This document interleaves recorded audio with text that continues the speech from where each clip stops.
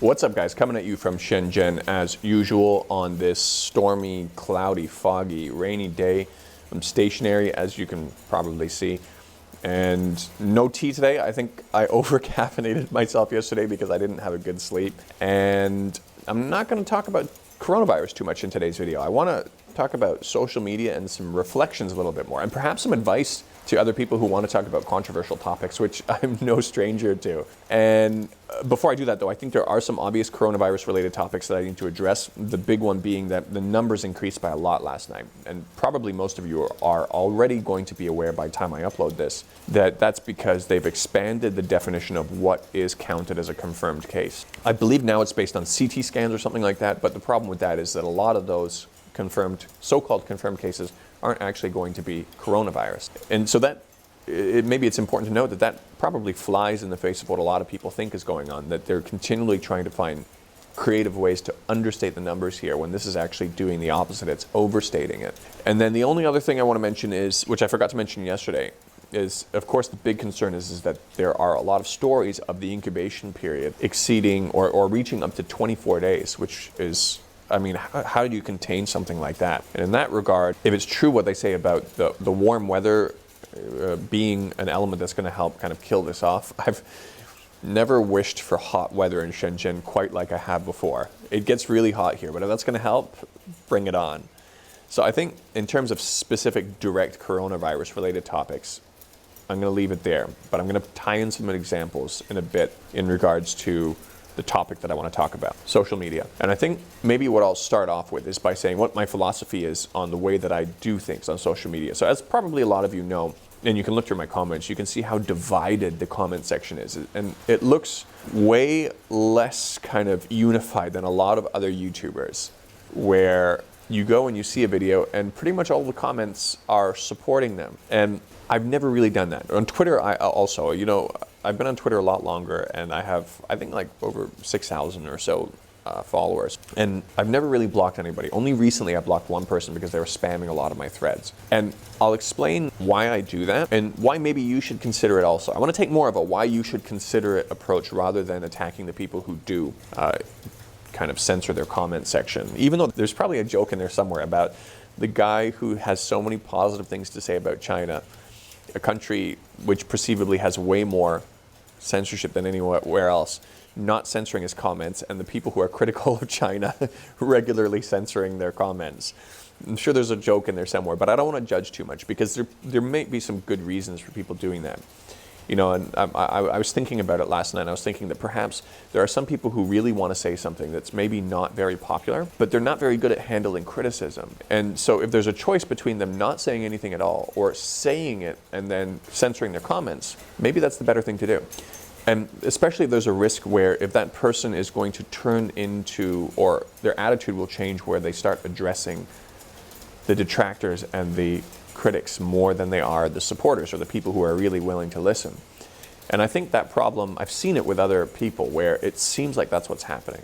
And I think it goes even as high as some of the big personalities on regular mainstream media, like Jordan Peterson. And I think you might disagree with me on this. And even though I don't necessarily agree with all of Jordan Peterson's ideas, I think what he says provokes important conversations, and he is pretty good at that. But when he speaks, I always get the feeling that he's got his back up and he's talking to his critics and his haters more than he is his supporters. And again, you might disagree with me on that, but I get that feeling. Richard Dawkins is a really big one too that I like to mention because I believe he's a guy from the UK who speaks out against religion. And while I believe his analysis and his commentary comes from an honest place, where he believes that religion does more harm than good, and it's a source of division more than it is unity, and perhaps related to his childhood when his parents were trying to bring him up with religion. I believe he believes in what he says, but he has such a very harsh way of communicating his message. And I feel it's the same thing. I feel like he's speaking to his haters and his detractors and his critics more than he is his supporters. Again, that might just be me, but it's something I'm conscious about because I didn't want that to happen to me. And yesterday was a little bit of a reset in some regards relating to that, and I'll get to that in a second. But one of the reasons I do this is because I feel like for people who do deploy, even though there is kind of what I'm talking about, censoring their comments, even though there might be some good reasons, I think there's also, in some cases, a more negative intentions where they're not actually out there to have a conversation like other people are or to provoke conversation. They're out there to curate a narrative, and that's why they delete comments that contradict anything that they say. And I will, not only will I not delete comments, I'll even super like some of the comments that are critical of what I say and are really well thought out. I'm going to take it one step further today and actually mention some of those ones from yesterday's video. But I feel like I do that to be accountable to myself, because I'm one of these guys that, like many other people, talk about the issues with social media in terms of how they learn the type of person you are and then they continue to feed you what you want to hear, causing more and more divisions in society. And it's almost like it's a waste of this kind of so-called free speech. I find it hard to be honest with myself if I'm going to be a critic of that and at the same time participate in it by deleting comments or blocking people on Twitter that say something that contradicts what I'm saying. On Twitter, what I have done is I've used mute a lot, because if people just go on, ramble on too much, and I don't feel like I'm getting any value out of it, I'll mute them, which means that other people can still see what they say on my future posts, rather than blocking them outright and preventing them from participating in any of my future posts. Because I want people to make up their minds on their own. And so if I say that, to be honest about that, I think I need to do that. I need to continue to do that as much as possible. Now, I want to address something though, because if some of you see that your comments don't show up, keep in mind that YouTube does censor comments by themselves also. I've even had some of my own comments on my own YouTube videos censored, and I wasn't saying anything really rude or controversial. And I've even posted examples of it on Twitter. Twitter's a little bit more creative with their censorship, because although I think YouTube does shadow banning too, Twitter has a shadow banning feature where if they don't like a post, they will hide it from other people, and it's to the point that you can't even search it. It doesn't even show up in the search results. And so it does a better job at creating an illusion of free speech rather than just outright being honest about it, saying you're not allowed to say this, which I think is kind of a waste of Western free speeches. And I think there's a lot of people that mention, well, that's platform level censorship. That's very different from government censorship. And I have a couple of things to say to that. One is, what's the difference? I mean, if you've got a monopoly on these major social media platforms and you censor people, the final result is the same. It's censorship. And the second thing I'll say is actually a lot of what they do is influenced by the government. There's plenty of articles on that. And even Facebook came out with a statement saying that they were going to remove people off of the platform to comply with US sanctions, to the point where they even said they remove people who are sympathetic towards them, which is pretty extreme. How's that for controlling the global narrative? And I'm getting a little bit off topic here. I'm rambling a little bit on. But keep that in mind for if you see some of your comments that don't show up. There is censorship in the West, despite what you may believe. So now, in terms of deplatforming, before I continue, I want to actually mention that there's a really good Oxford Union debate that I want to recommend to everybody. I've mentioned it in some of my previous videos, which is deplatforming, yes or no to deplatforming. And there were two different sides that argued. And I really appreciated what the no to deplatforming side said. If you're in this supposed society that's supposed to enjoy free speech, what is the use of free speech if nobody can hear you? If there are companies that have monopolies on social media, these are important questions to ask yourself. And if you agree with governments breaking up large corporate monopolies in the West, I have it hard to understand why you wouldn't support the same idea for social media platforms, where they need to be a little bit accountable after they reach a certain size and after they hold a certain level of importance in society. But continuing on to my main point, I really highly recommend that for people who want to talk about a topic, do the same thing. And so that it's more of a conversation than trying to push an agenda or curate a narrative. I feel like it's a lot more honest, and you personally will have a lot of benefit from it. because then you have an opportunity to be proven wrong. And I think that's far better than continually just surrounding yourself with ideas that confirm what you want to believe. And so, as I said, I sometimes, I think I mentioned it, I super like comments that are critical of what I have to say in a very well thought out way. And I want to take it one step further. And I want to mention some of the ones that showed up on yesterday's video because it forced some reflection also. And so one of the main ones that I pinned to the top was somebody who called me out on using the phrase Western media, that Western media is blowing this out of proportion. And what they said is, no, they're not. Actually, if anything, they're underplaying it. And when I looked into it a little bit more, they were absolutely right. I found myself stuck in a kind of a bubble which is left over from people coming to me before for the other side of the opinion, or a different opinion on how the Hong Kong protests were. And this group of people had a higher concentration of news coming from Hong Kong and Taiwan. And this person said, what you're saying is being said, but it's in Hong Kong and Taiwanese news, and it has an ulterior motive. It ties into their desire to kind of distance themselves from China and say these are all the things that are wrong with China. And there are some examples of some of the stuff showing up in Western media, particularly with that Wuhan vlogger, that is now in quarantine, showing up in Western media news outlets without them doing any due diligence, saying, well, you know what, there are signs that this guy has an agenda of his own, and this is what he was doing before in the Hong Kong protest. It by no means has reached the level where I should have used a sweeping statement like that, saying that Western media is trying to paint this as way more of a problem than it really is.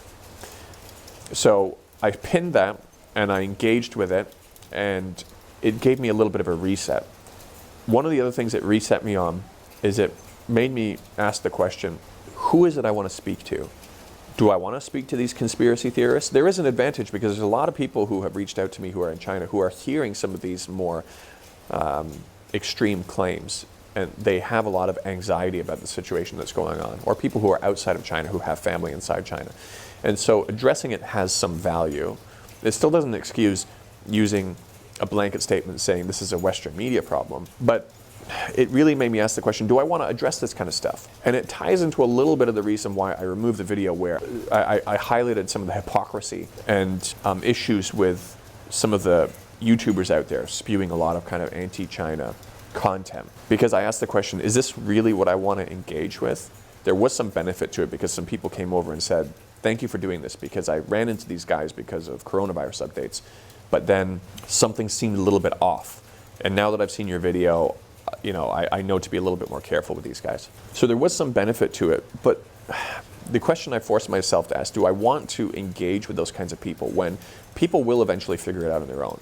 When these guys go back to videos, or people look through their history of videos where they're trying to convince people that they're experts, while they have videos coming out or previous videos that unfairly also make general sweeping statements, the same thing that I was rightfully criticized for yesterday on the habits of people in China. And then the next minute they're making videos titled, which provinces have the hottest girls, or how to pick up girls in China. It's like, do I really want to engage with people who are going to see those kinds of videos and say, oh yeah.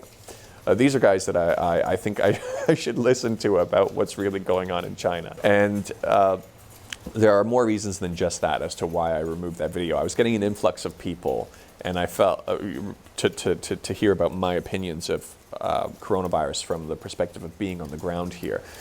And I felt like that detracted from the conversation a little bit. And there's a couple of other reasons, but I won't get into it. But it's forced me to kind of ask these questions.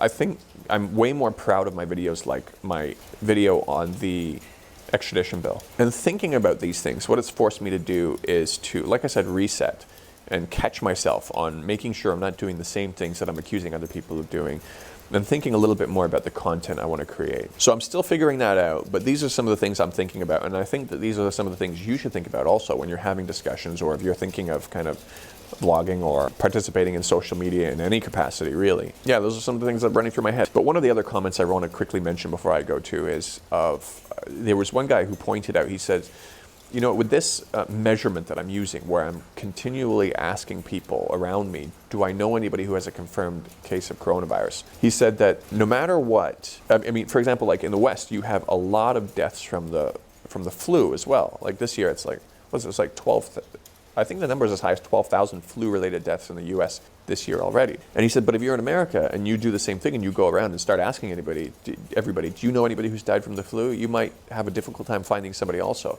So that was a really very well thought out comment. And while I have acknowledged that in my videos, that by no means is a really good measurement to use, and it's only a piece of the puzzle. And there's a lot of good that comes from asking a question like that. So for example, when I did finally find a case, it leads to other questions that can be asked and other realizations. For example, the one where my friend's ex-employee has coronavirus in Wuhan and he was sent to the hospital, because one of the things that I was concerned about that I was hearing was that there were no spaces available for these people. So that confirmed another, or addressed another issue. And at the end of the day, the only thing you can do is if you have concerns with the statistics and you have concerns with what people are saying is going on around you, and all you have to go on is statistics, that's all you can do really, is ask questions. No matter how small a view you may get from asking that question, it's still one of the things that we can do, right? But nonetheless, one of the things that comment does is it really further emphasizes some of the limitations about giving that one question too much weight. There were a couple others that I can't remember off of the top of my head, but let me see if I wrote any of them down on my phone. No, I think that's it. There were a few other things, but this is going on too long. Some of the other comments in a more general sense, some of the benefits of the criticisms, or questions rather, was that it forced me to further define, or more clearly define, why I do what I do. Why do I feel like telling people about the positives here and the things that they may not know? And it pushed me to refine my definition of that a little bit more and put some thought into that. And I'm not going to reveal it in this video. I'm going to do that in another video. So I'm going to leave it there, as I said. So everybody stay safe, take all the precautions you're supposed to be taking during this time, and I'll see you in the next video.